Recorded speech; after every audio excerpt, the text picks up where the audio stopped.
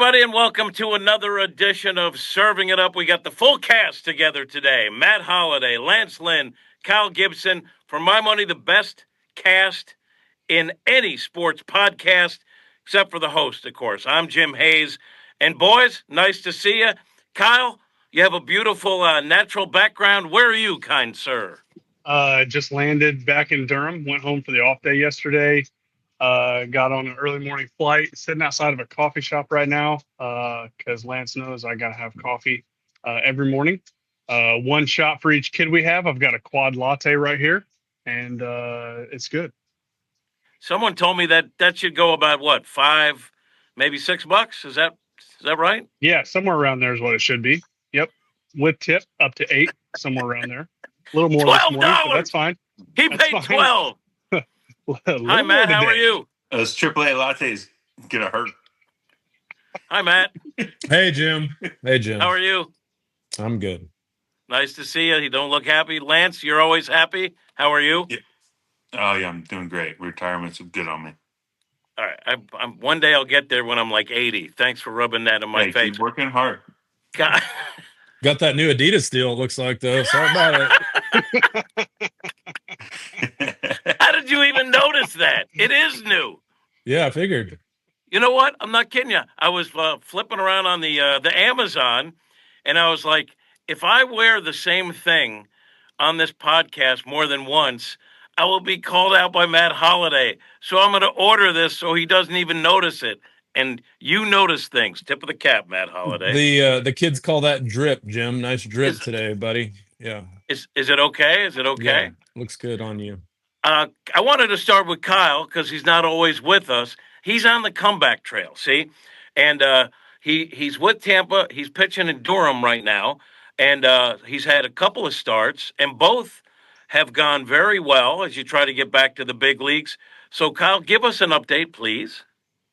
Yeah, thanks, Jim. I would have loved to update you last week, but something happened and got kicked out, and you wouldn't let me back in. So that's just how it goes, I guess. But everything's been going really good. Body still feels good. Starting to get some of the results to match up with how I feel. You know, that was kind of the interesting thing for those 4 starts in Baltimore. Stuff and body felt great and just wasn't getting the results to match up with it. And sometimes over a few start stretch that happens. So weathered that storm a little bit, made a few changes in my delivery to I think help, make a little bit more consistency show up. And so far it has. And I think it's helped, a couple pitches that were lacking. I think I didn't have as much of a cutter, had more of a slider going on. So, the delivery kind of helped hold some of the carry to that cutter and allow it to be a cutter. I think my sweeper is holding line a little bit longer. So there's a few things that, I'm working on, approach wise that I'm probably not going to talk too much about. But overall, stuff feels pretty good and I like where it's going. How far away do you think you might be from being where you want to be? I've got a couple more starts, I think, definitely for build-up wise. I think I made it to 65 pitches the other day. So a couple more starts build-up wise. And then it's kind of the same thing as I had with the Orioles. It's tell me what you guys think. What do you see? If you think I'm ready, great. If you don't think I'm going to get out, then let me know. But, I feel pretty good and, stuff feels pretty good. So at least a couple more starts probably just for build-up purposes. And the main thing, it's going great and you're enjoying yourself. And you're with us today, and you have a beautiful, bountiful, natural background. So I was thinking of some topics. I think it's a preserve, actually. I think it's a preserve behind me. Nobody can build on it. Nobody can live on it. The latte costs more. Yeah, that could be it. Could be it. Yep. I hope like a panther doesn't come out of the wilderness and pounce on you. No, actually, we get a lot of clicks. It's not that preserve-like. But hey, Jim, thanks for sending me the list of topics for today. I'm pretty excited, for what you had laid out. So it's going to be great. It's a great show on tap. I'm sure Matt can't wait to find out. I can't win because when I did, I like the element of surprise. Yeah. Okay. I'm a more of a surprise kind of guy. All right. So I was debating whether to start with, and we're going to vote. Clayton Kershaw calling out the Cardinals. I know you guys probably like him. He's a good dude, but I think it was a bad look. Or also a little bit about Shohei Ohtani and who he is and what Ohtani's all about. I'd like to start with Kershaw. Is that okay? It's your show, Jim. Sure. No, it's your show. If I was doing it alone, even This our fewer show. people would be We watching. wouldn't be on StreamYard. That's true. And All right. Lance, So Lance, Clay, you said this once. This is our show. That's it. This is our yes, show. That's it. I don't. There's That's no true. show without you guys. So Without Clayton fun. Kershaw pitched against the Cardinals the other night. Pitched very well. He's putting together some good starts. Tip of the cap to him. But the Cardinals, while he was warming up in the bullpen for his start, showed clips of him maybe getting abused a little bit in the postseason, like Matt Adams' home run. Everyone that's a Cardinal fan, been associated with the Cardinals, knows all about it. So Kershaw was asked about it after the game, and he said, I thought it was Bush League, but that's what I've come to expect from them, meaning the Cardinals, maybe Cardinal fans, Bush League organization, which ruffled some feathers here in St. Louis.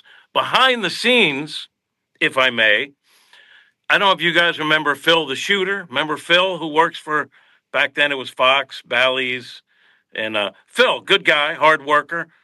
Matt, do you remember him? Sure, go ahead. Okay.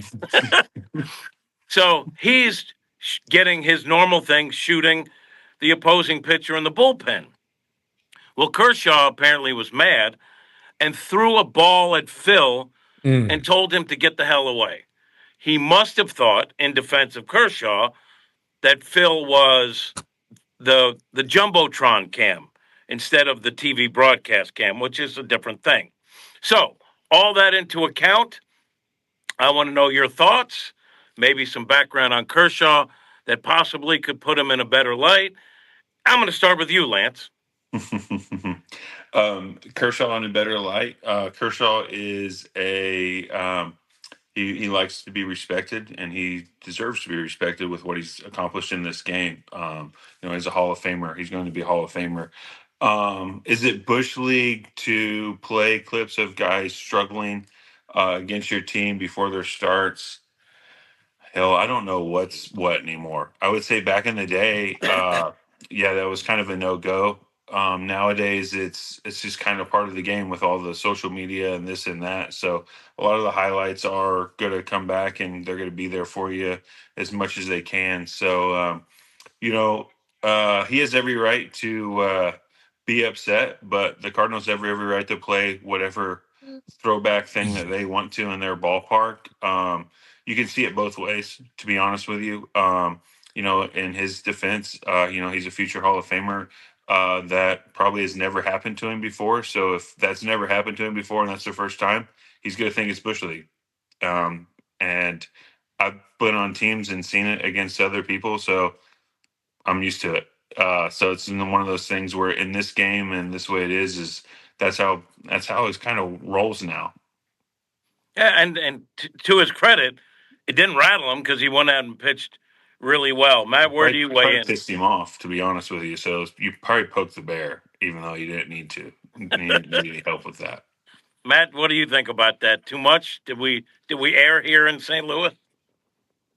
I mean, first of all, I don't think it's a big deal. So, I mean, I think as Kershaw, I would think, pitched in the big leagues for 15 plus years or whatever it is and had a ton of success.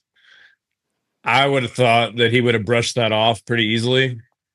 Again, I think people are looking for in the day of sensationalized hour to hour news, always needing something to post, always needing something to report, always needing to store up some sort of clickbait or create some sort of controversy that people asked him about it, first of all. And then of course he comes in with the, making comments about how he's come to expect Bush League from the Cardinals in general is also like, what does that mean? It's not a Bush League organization. Was this Bush League? Okay, I could listen to that argument, but I mean, again, I just think it's a nothing, and people in this day and age where there's need to have a story about everything, it became a story. And so again, I'm not sure as a player if that's moving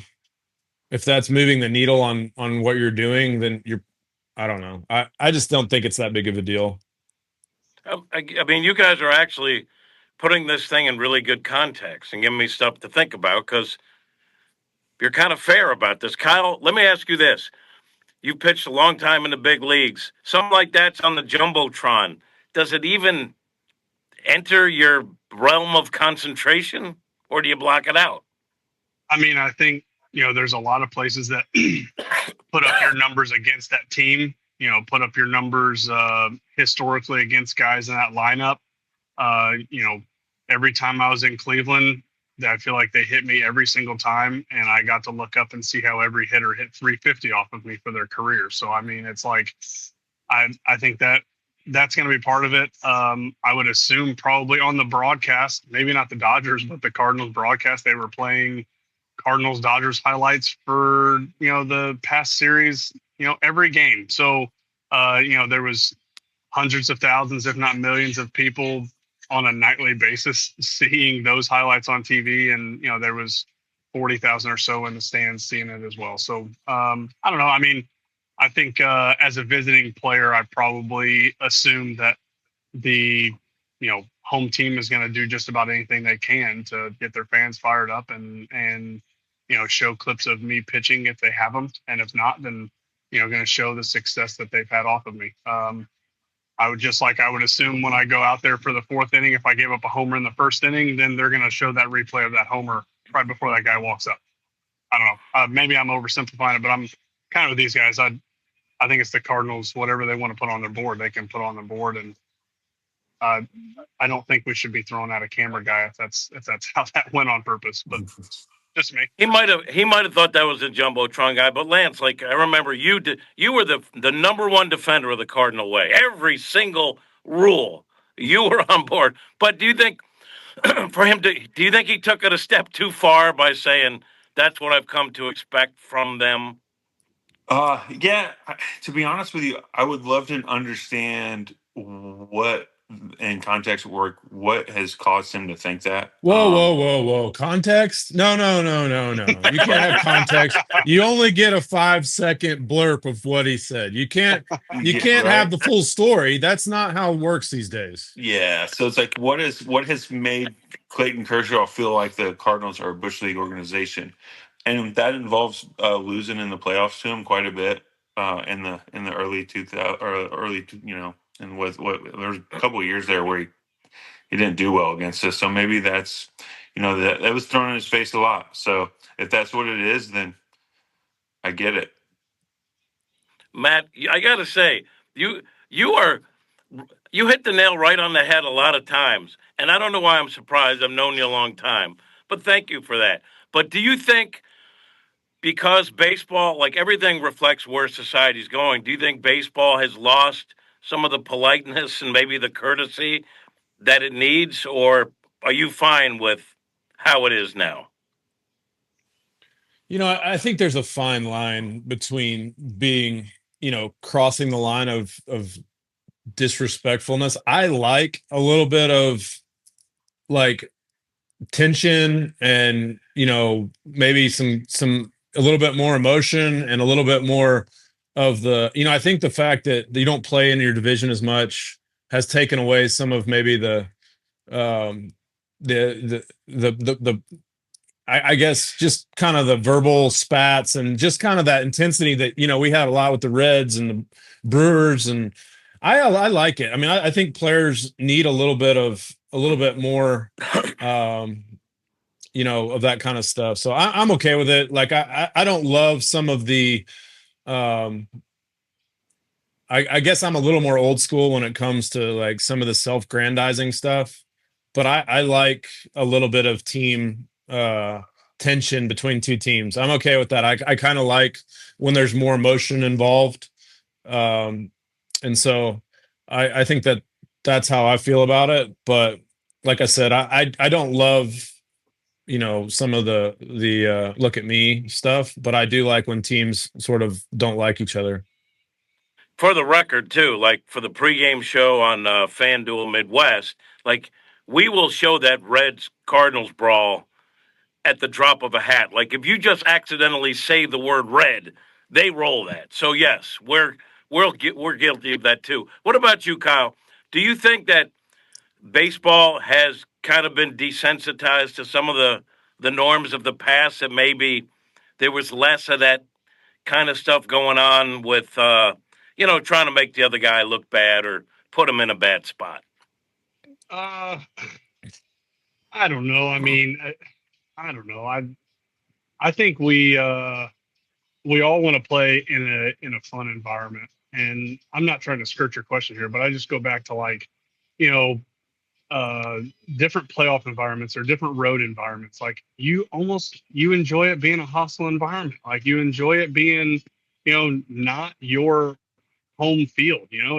It's easier to play when everybody's cheering for everybody, and you're just like, hey, it's a baseball game. Like, when you're on the road and the crowd is silent, there's just not that home field advantage when you're on the road and it's a wild, crazy party and you're getting screamed at the whole time. Like, you're thinking about that. I mean, I don't know. I like when it's a sports environment, and as long as everybody's respectful and you're not having people shout insane things from the stands that are obviously, I think, against the code of conduct and stuff. I mean, shoot, and even that happens all the time. So I mean, like, I don't know. I just think, like, uh I don't know. I guess if it's a respect factor, and Clayton didn't like the fact that it was disrespectful, I don't know. I guess I can hear some of that, but um I don't know. I don't think it's about being nice. I think it's about going out there and winning. And I think, gone are the days. We were just talking about this the other day. We had a catcher on the other team say something about, they weren't happy that they thought we were relaying signs. Like, all right. I mean, we weren't, but you find you're not happy about it and you want to hit somebody. Okay, fine. Like, gone are those days. There is no, like, self-policing, anything like that. And so the game's changed in some ways, but I think it's okay to have a little bit of rivalry, like Matt said, and have a little bit of hostility, and it just adds to it a little bit. It's this competition, man. Like, Lance is out there screaming at people on the mound. Like, that's Never noticed that it. that never went out of style, and that's awesome. Like, go out there and compete and yell at people, and then when you're done, understand, like, you can still shake hands and say, hey, I got fired up, I saw red for a second, and if we're still friends, great. And if you're mad at me, then maybe when we're done playing, we'll be friends again. I don't know. That's kind of how I see it. Lance, is there too much friendliness during games? Because that's a change too. Friendly conversations at first base, or the pitcher and the batter talking. Is there too much of that, or do you fine with that? I think you're starting to see kind of the NBA model. Now we're freezing. You got me? Yeah, we're good. I got you, Sorry. Lance. You're doing great. Lance, you're doing great. Yeah. Don't listen to Jim. Only Jim froze there.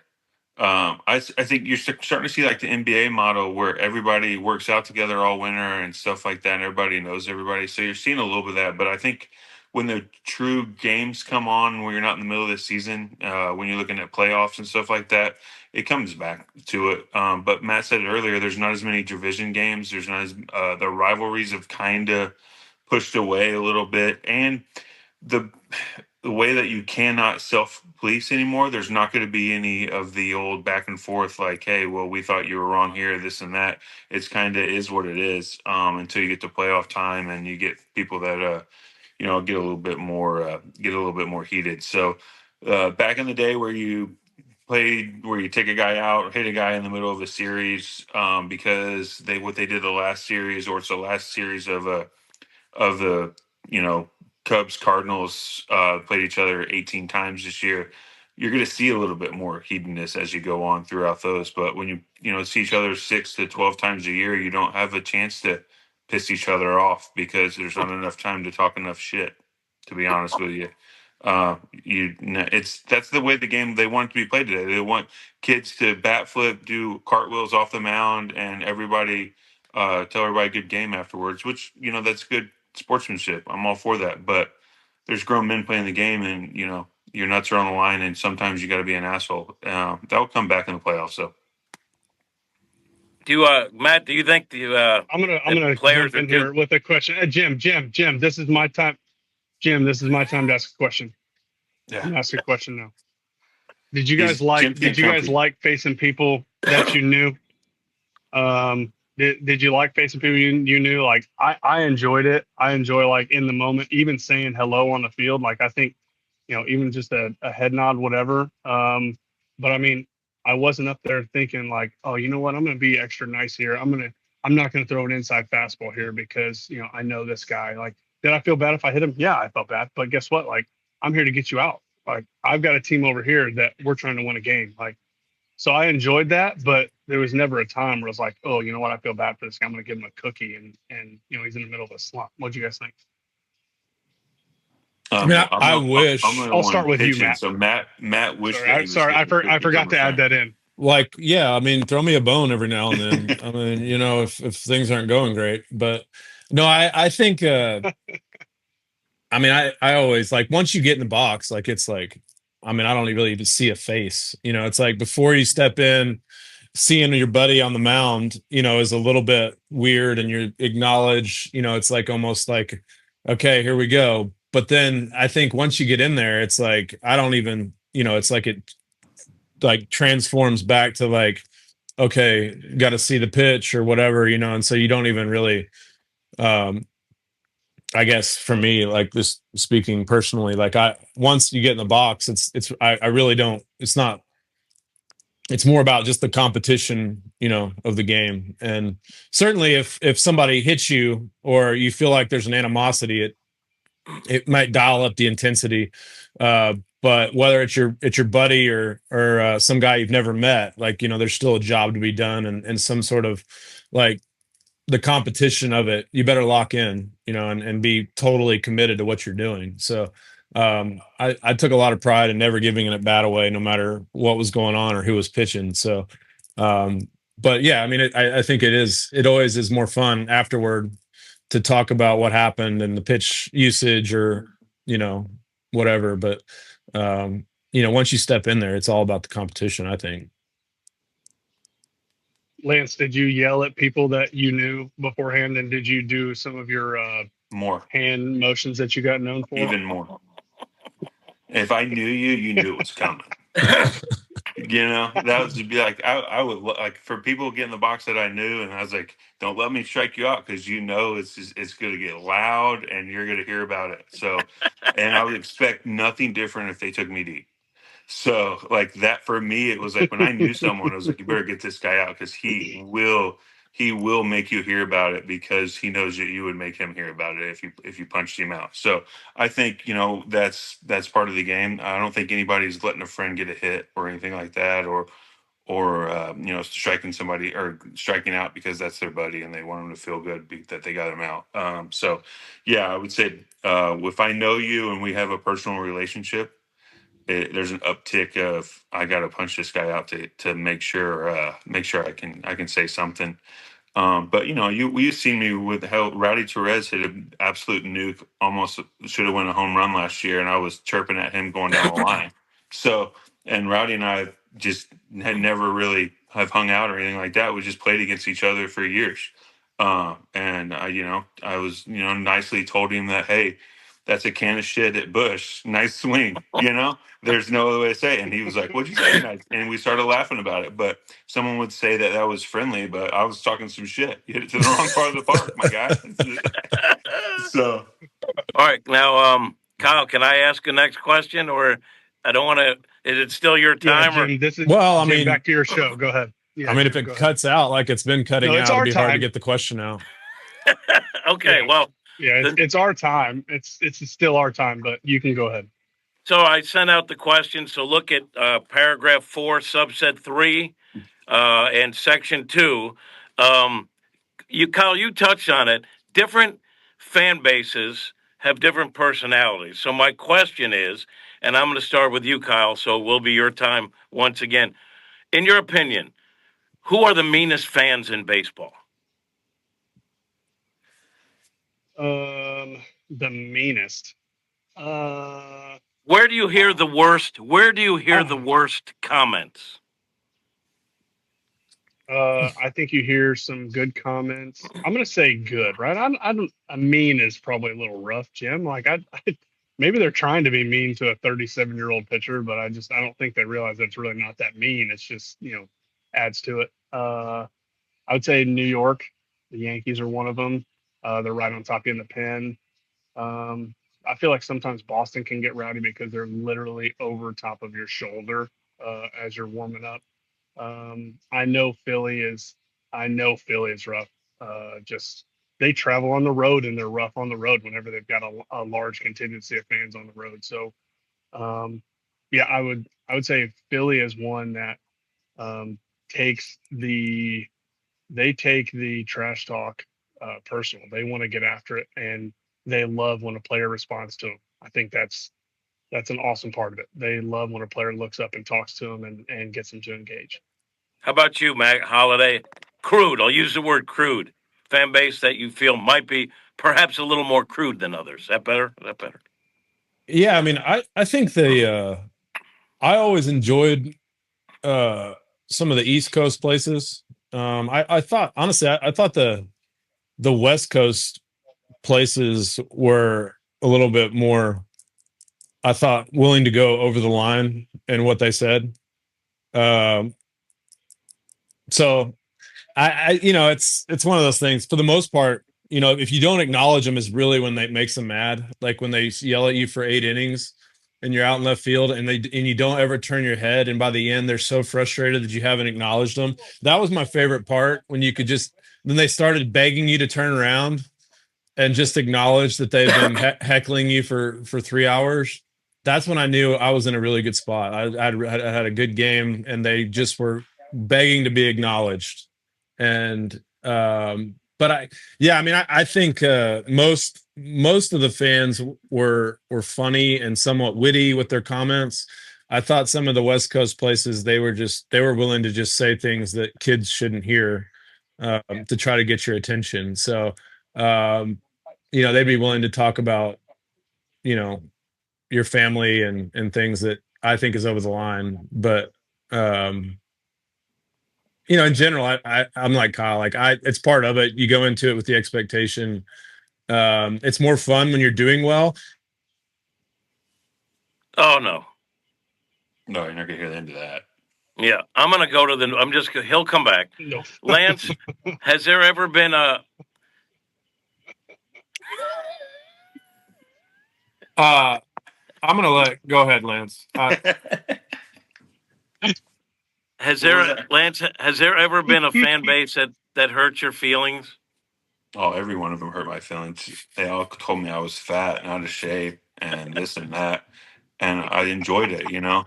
There's nothing better than looking up someone telling you you're a fat ass and they don't look really great themselves. So I'm like, well, look what I've done with myself, and you're sitting there watching. I appreciate it. Thanks for coming. Hope you enjoy the game. Um, I always hear the same thing. So it was hell. I've heard my whole life. So it made it fun. Certain cities are obviously there's some people that take it too far, especially when kids are around. For me, that was the main thing. It's like some of the stuff that would be said with your kids standing right next to you. We're just teaching kids to be assholes the rest of their life. So that I didn't like. That was like, hey, it's like there was a couple of times even just shagging where guys were just like, I'm like, bro, you're saying that in front of your son. You want your son to be a piece of shit. Why don't you just tell him that right to his face? That usually shut him up, to be honest with you. So that was that was my go-to, especially if I was shagging. I was like, hey man, good thing you're teaching your son to be a piece of shit too. I appreciate it. So but you're, in my opinion, fans are there to support their team, heckle, do all their things, but there's a line, and shouldn't encourage, shouldn't bring other people's family. You can tell me I suck all day long. You can tell me that I'm an unathletic, overweight piece of crap, and I am, but um, I made a good living doing it. So thank you for telling me that. So that was me. Now you guys played. I'm just a sideline guy. Matt, just lucky to have a job. But I want to throw one out there. I don't know if you guys do want. I think the meanest, crudest fans, and not all of them, but the ones that have access to the Cardinal dugout, San Francisco. And I want to share a story with our friend Ryan Ludwig. You guys probably know him.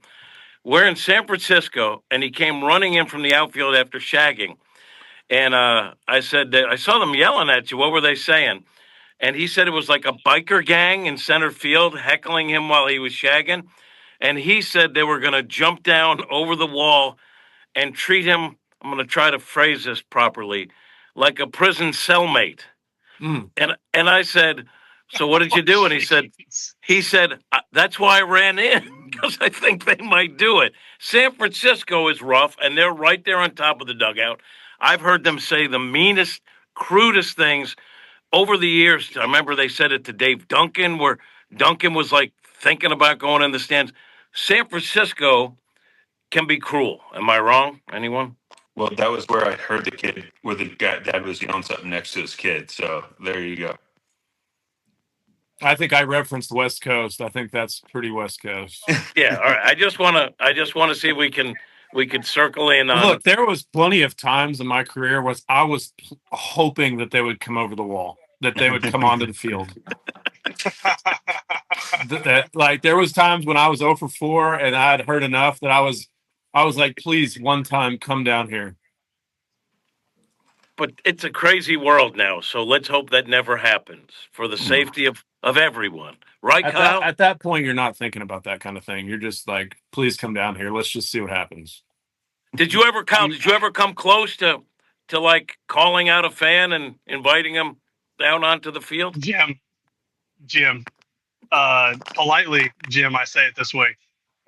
I am the second least built person on this podcast. And Jim, you might be better in a fight than I am. I don't know, but I'm not exactly comparable to Lance and Matt's stature here. So no, I was never going to invite anybody onto the field to come fight me. That's not, I don't know if I'm going to win. So I'm not going to jump in a fight that I don't think I can win. And so no, I never was hoping somebody would run on the field. Just like I was never hoping a batter that I hit would run toward me. I don't want, that's not, if it happens, it happens, but I'm definitely not saying, man, I hope you charge the mound right here. But no, Jim, that's, I don't know, Jim, do you ever hope that whenever you ask a question, one of those professional athletes decides to take you on and gets mad at you? Is that something you think about? Like, are you excited about that? Which would be amazing. No, it'd be bad. I hope they whatever question I ask, they answer in a respectful yet informative way. That's how I look at that.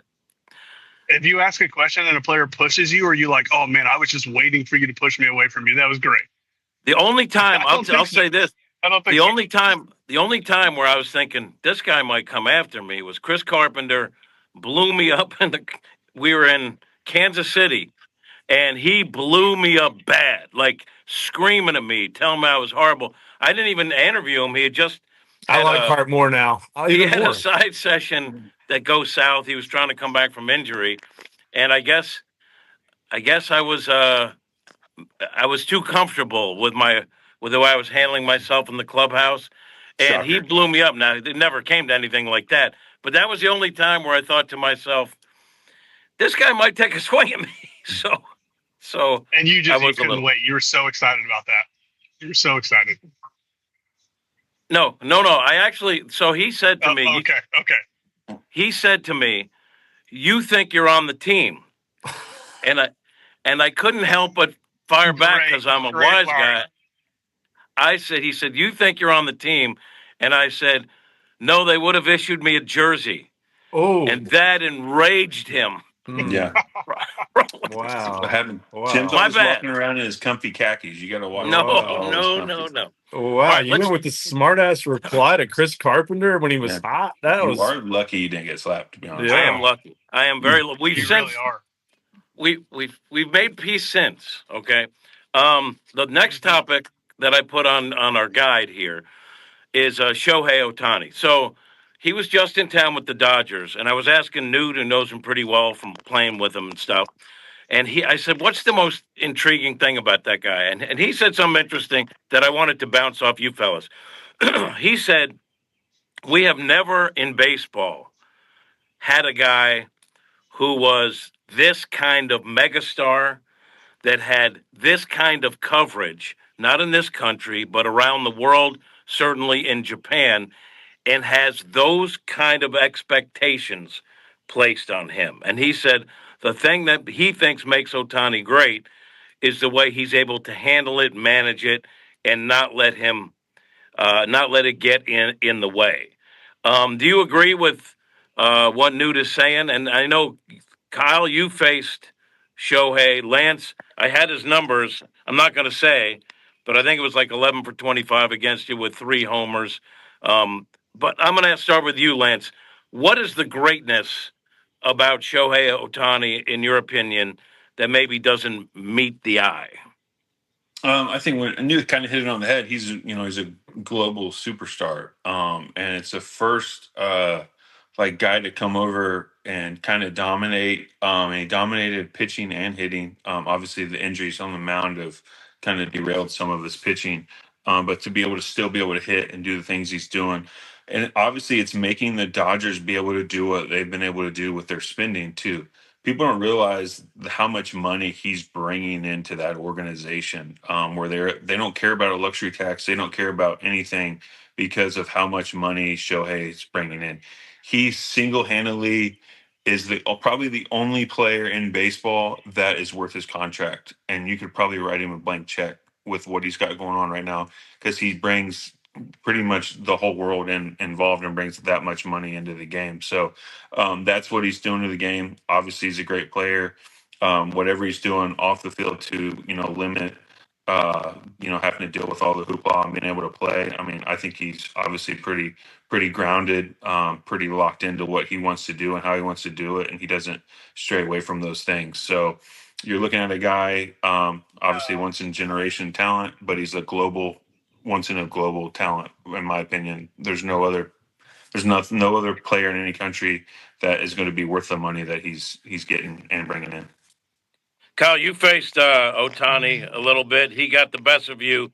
I think it was 3 for 5 against you, if my research is accurate. Yeah, but you weren't going to mention that, just like you weren't going to mention it against Lance, right? I'm not going to mention it, but he is 11 for 25. Gotcha. Okay. I'm going to put it on the Jumbotron behind me. I'm going to put it on the Jumbotron. Yeah. I think he struck out the I'm other just surprised half the times against me, so at least I got that going. There you go. Yeah. That way. Yeah. Amazing he didn't bring up how many times you struck him out. Right. He would never. Anyways, I'm surprised Newt knows him. How does Newt know him, I didn't even know Newt and him were friends. You never hear about it. No, he's never mentioned it. All right, sorry. Just a little jab at Newt. No, it's funny. No, Shohei's he's a talent, man. He's, like Lance said, he's a generational talent. And I don't know. I mean, I'd have to sit here and think about the impact on their sport across all of the major sports. And if anybody's had more of an impact in the last, maybe the history of their game, on the world and how they've done it. And by all accounts, from what I've heard, and he does it in such a way that handles it with class and does it in such a way like you don't ever see the guy mess up. He never loses his cool. He never, even when it's a bad call, he never yells at the umpire. It's just somehow he handles it all amazing. And I can only imagine what he handles off the field and how much he has to go through and how much media and how much times he has to say yes versus how many times he can say no. That's one thing that a lot of us have the luxury of doing, is saying no quite a bit. I don't know that he has that same luxury. So, he's carrying the weight of a country, and the weight of the game right now. So it's pretty impressive. Matt, you were a guy who could have been a college quarterback, could have been an NFL quarterback. Who knows? Pretty great baseball player, multi-athlete. What are your thoughts on what Ohtani's been able to do? Yeah, I mean, I think that,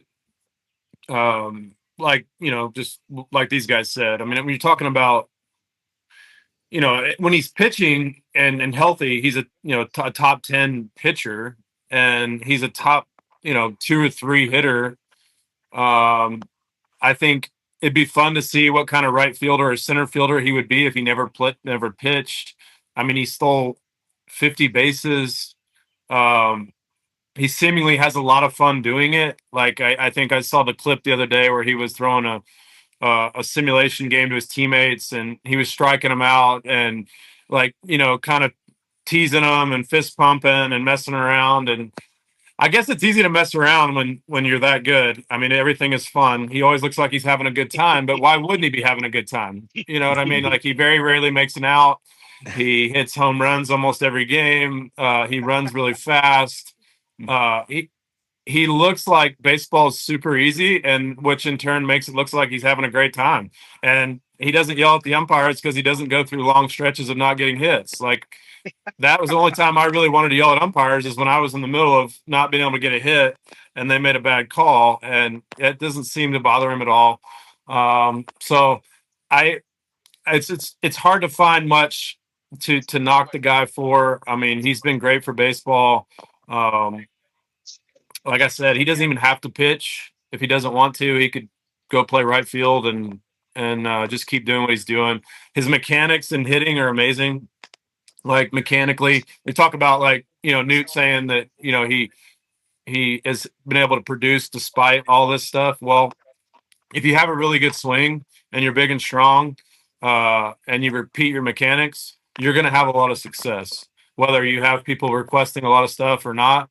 Um, so I think it's I like I said, I love watching him. Like Lance said, I mean, the guy's brought interest from all over the world, and he's been great for the game.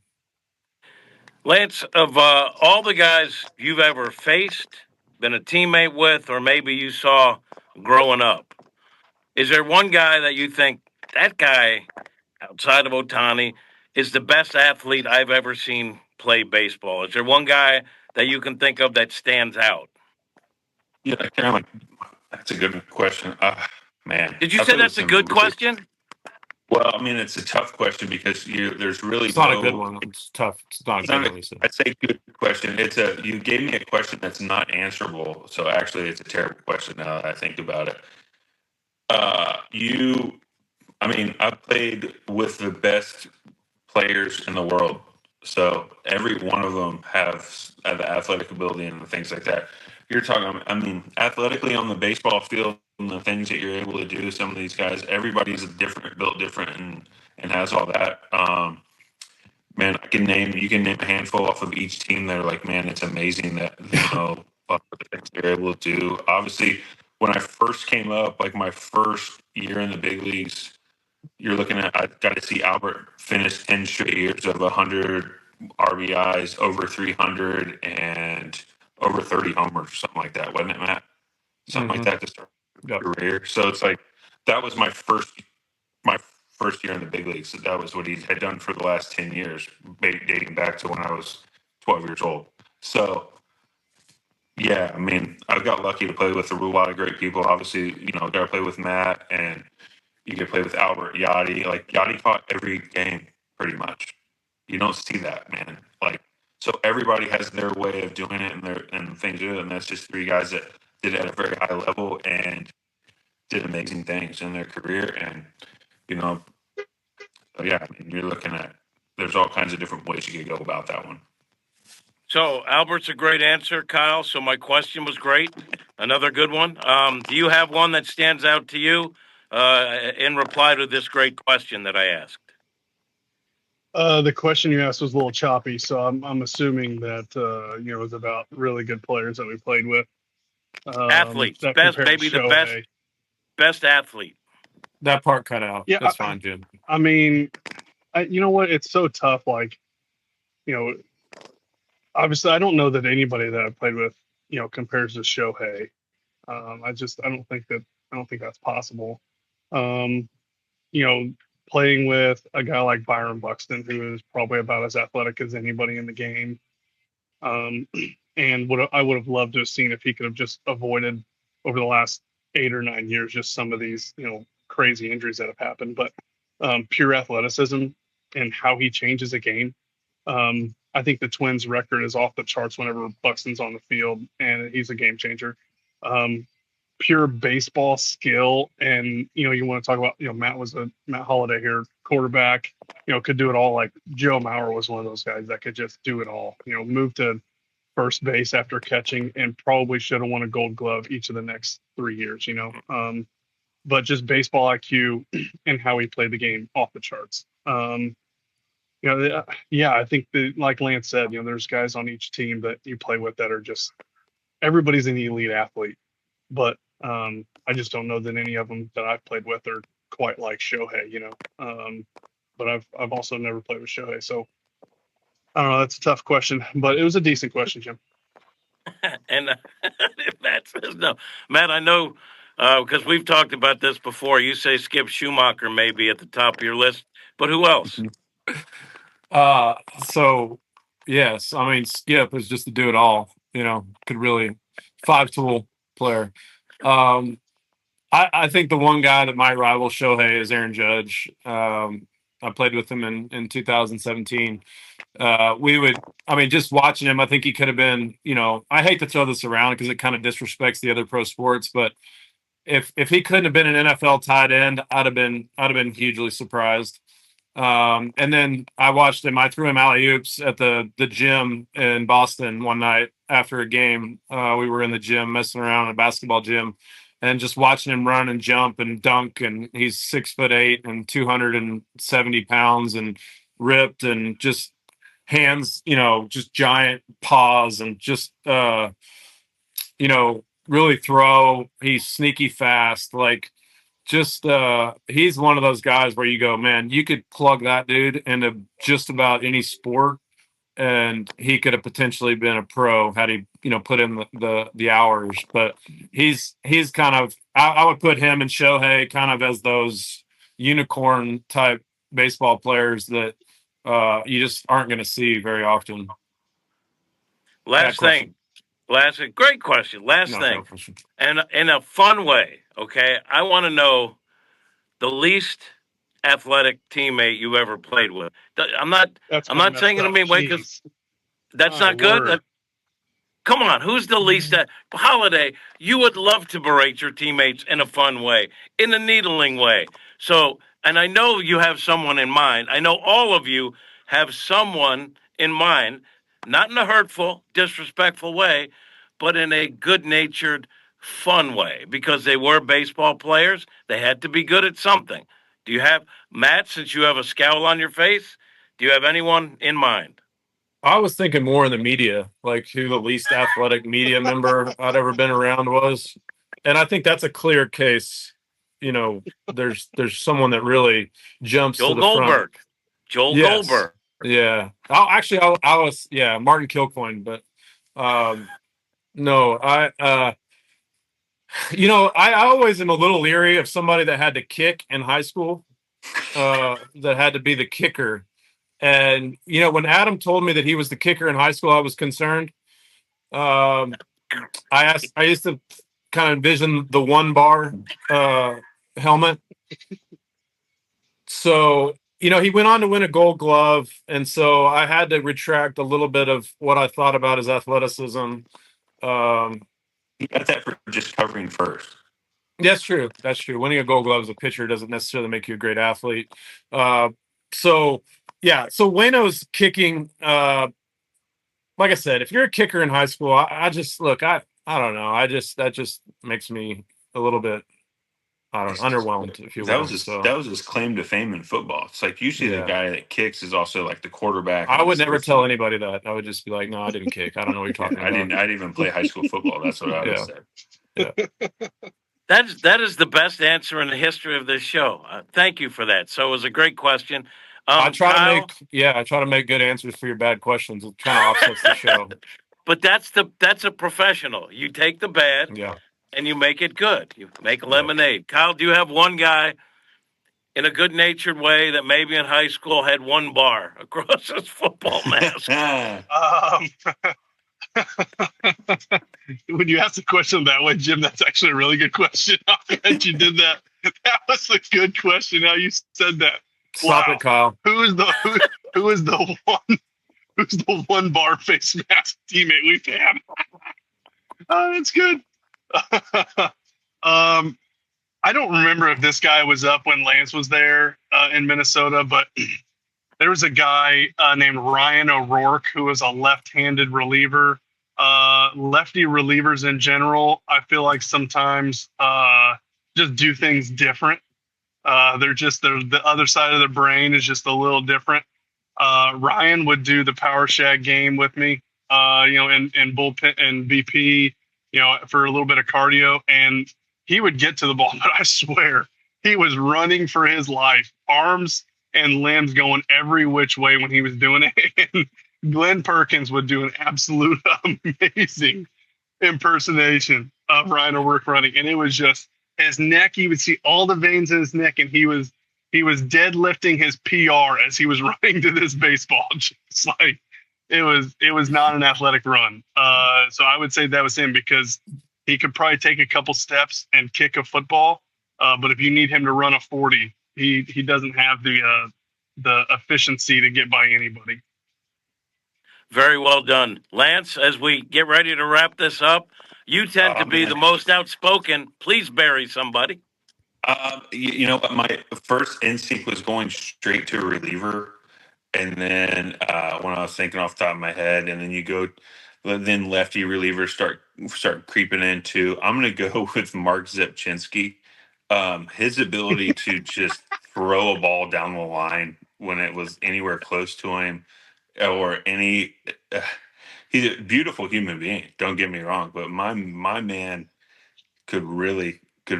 He hit a golf ball off of his face one time in spring training, for God's sakes. And I don't know. That's my one. So I'm only Lance. The fact that you said that Danny Coulomb last year would bring I was there. up I saw him hit a golf off his face. He would bring up Mark Zepchinski PFP plays and be like, "Hey, you guys messed up a PFP play today. Don't worry about it. Let's watch Mark." Oh my goodness! Oh Hey, my gosh! we had a highlight reel of Matt Garza picking up bunts and softballs and throwing them into the stands. Yep. Like Oh not my like gosh. bouncing them into the stands, like 12 rows up into the stands. No, yeah. Oh, That was when I jeez. pitched against Garza. The number one rule was to make sure he fielded the ball, so he had to throw it somewhere. No Make him way. go Oh right, my. make him field it, just to see how if he'll throw it in the stands. Well, guys, I got Hey, to Jim, tell you. before Jim, no, Jim, this is my time Yep. again. Before We you got cut time. us off, bad. Go ahead.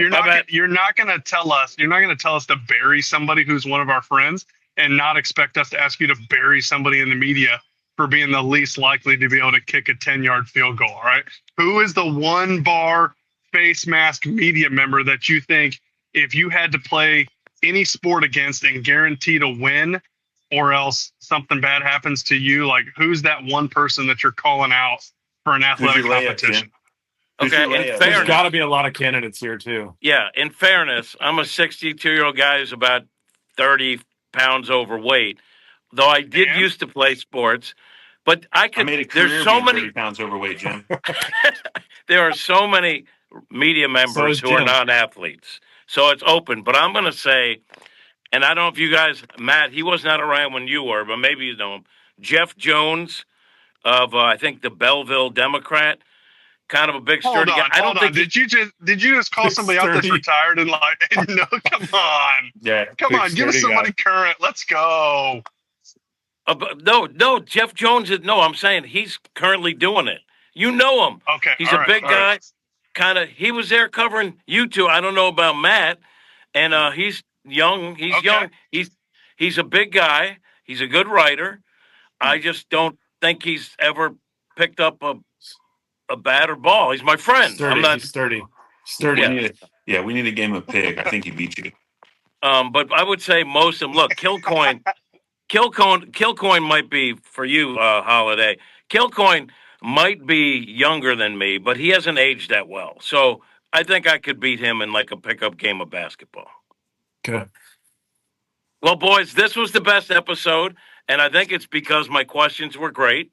You guys finally came out of your shell because of the great questions I asked, or what one decent one.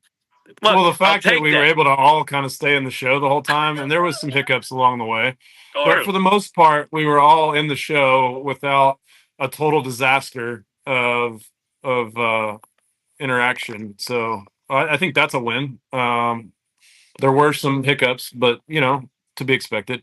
yeah, let's face it. That's where the show I up like hiccup. I like the fact that Jim has to go into the locker room in the next couple of days and see Jeff Jones, and I hope that this gets played, and you have to face them because you probably put us in a spot where maybe we have to hear from some former teammates about what we said about them. So I hope that Okay. I'm gonna make everybody sure around you Newt just kind of tells him. buries you for this. Wait, you don't I'm think gonna that you text don't? Newt right now. Newt's gonna tell him today, like Jim said, he can take you in any sport anytime. That's what he That's said. fine. He's my friend. And Oh my by the gosh, way, that's gonna be great. you Was don't your friend? you don't know this. You don't know this, but I'm a Yeah, wise that's your guy. friend. I'm a wise guy, generally speaking. Not with you guys because you're all Not bigger than wise. me. I mean, wise is Yeah, I'm a wise wise. guy. Yeah. So Wise. people are used to me kind of once in a while throwing something out there, but not professional athletes because I have to be courteous and polite so I get the next interview. Gentlemen, great show. For those watching, you have just seen the best baseball podcast in America, bar none. It's called Serving It Up. We'll see you again next time, and hopefully it won't be awful.